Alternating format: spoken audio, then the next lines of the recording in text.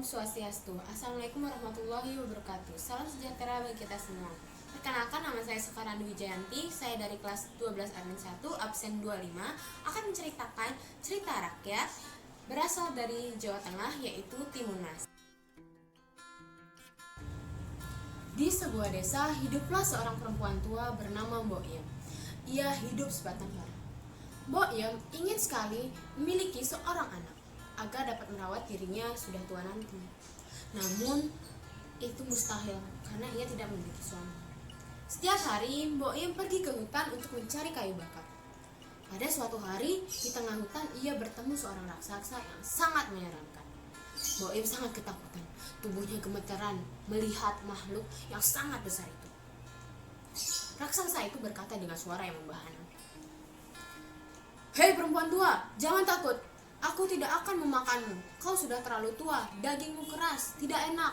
Aku datang ke sini hanya ingin memberikan sesuatu padamu." Raksasa itu memberikan beberapa butir tanaman kepada Mbok Yem. "Tanamlah benih ini dan rawatlah dengan baik.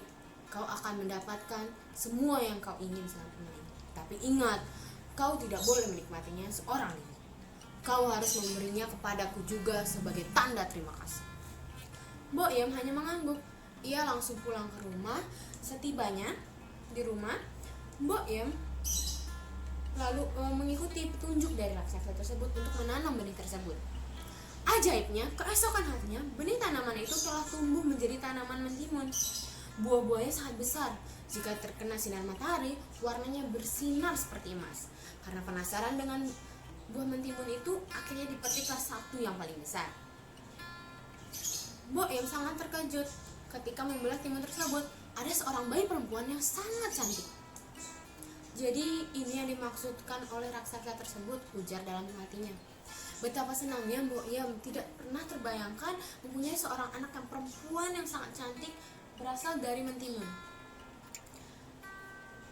Buah mentimun yang berwarna keemasan itu, anak itu akhirnya diberi nama Timun Mas. Keesokan harinya di hutan, Mbok Yem bertemu kembali dengan si raksasa. Raksasa itu berkata, "Engkau sudah mendapatkan apa yang kau inginkan selama ini.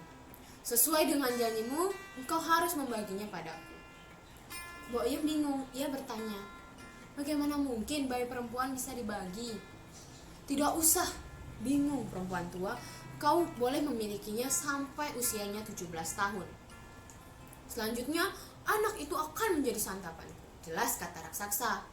"Baiklah raksasa, aku akan merawat anak itu dan menganggapnya seperti anakku sendiri selama usianya 17 tahun, ujar Mbok Yem. Timun Mas menjadi seorang gadis yang sangat baik hati, cantik, kulitnya kuning langsat, tubuhnya tinggi semampai, rambutnya hitam berkilau. Semakin hari semakin cantik. Timun Mas juga sangat rajin membantu ibunya. Dia selalu menemani ibunya mencari kayu bakar di hutan. Kebaikan hati Timun Mas membuat Mbok Yem khawatir kehilangannya. Dia sangat menyayangi Timun Mas untuk menjadi santapan si raksasa. Tahun demi tahun terus berganti. Kini usia Timun Mas sudah menginjak 17 tahun. Kemudian Mbok Yem pergi menemui kakek sakti yang tinggal di gunung. Kakek sakti itu memberikan benih mentimun, sebuah duri, sebuah garang, dan sepotong terasi untuk bekal si Timun Mas. Datanglah kemudian raksasa. "Hai perempuan tua, aku kembali untuk menagih janjimu. Cepat, serahkan anak perempuan itu," teriak si raksasa.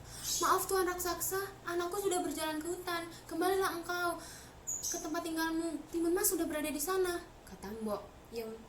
Pada suatu saat itu, Timun Mas sudah keluar melalui pintu belakang. Ia membawa semua benda yang telah diberikan oleh kakek sakti yang dari gunung. Ketika ia kembali ke hutan, si raksasa melihat Timun Mas sedang berlari. Dikejarnya Timun Mas. Meskipun panik, Timun Mas mengingat perintah ibunya untuk melempar sebutir mentimun. Dilemparnya butir mentimun tersebut dan berubah menjadi ladang mentimun yang buahnya sangat besar-besar. Karena kelaparan, si raksasa itu memakan semua mentimun yang di ladang tersebut. Setelah kenyang, ia kembali mengejar Timun Mas. Meskipun perutnya kekenyangan masih membuat dia jalan, namun jalannya sangat lambat. Raksasa masih bisa mengejar Timun Mas karena langkah kakinya yang panjang. Ketika si raksasa sudah dekat, Timun Mas melemparkan duri. Duri itu berubah menjadi hutan bambu. Hutan bambu itu memperlambat jalan si raksasa.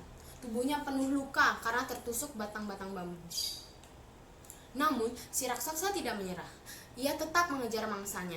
Kali ini, Timun Mas melempar sebutir garam. Garam itu berubah menjadi lautan luas. Raksasa itu harus berenang untuk mengejar Timun Mas. Ia masih berhasil, tetapi tubuhnya sudah lelah. Meski kelelahan, si raksasa masih mengejar Timun Mas. Kali ini, Timun Mas melempar sepotong terasi. Kali ini, terasi tersebut berubah menjadi lumpur hisap.